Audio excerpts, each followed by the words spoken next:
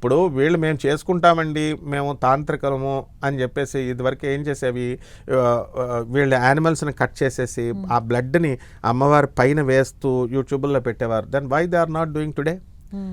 దానికి animal welfare department ఒకటి work చేస్తుంది, చెన్నైలో ఉంది, అది ఇప్పుడు ఢిల్లీకి వెళ్ళిపోయింది. It's a central government statutory body. So enacted by parliament in 1921. వాళ్ళు వెంటనే మూసేస్తారు వీళ్ళని, ఆ పాయింట్ వీళ్ళకి తెలియదు.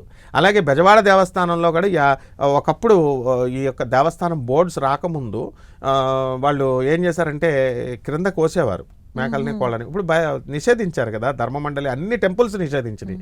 ఇప్పుడు ఎవరైతే బలుల కోసం క్లియర్గా యూట్యూబ్లో చెప్తున్నారో బలులు చేసేయచ్చు, మేకల్ని మాంసం పెట్టేస్తాం, మందు పెట్టేస్తామని, వీళ్ళని త్వరలో మూసేస్తారు.